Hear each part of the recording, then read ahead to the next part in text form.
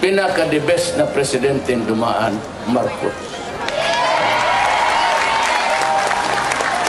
Yung biyayang dagat niya, pati yung Masagana 99, that was the time na hindi tayo nag-import talaga ng pagkain, sitang.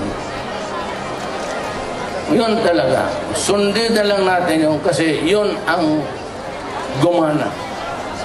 Huwag na tayo na mag-imbento ng bago, kasi yung iba naman dyan, huwag natin sundin yan, baka sabihin, sunod-sunod lang tayo. Para, tinitignan ko na yung, naghiram ako ng material.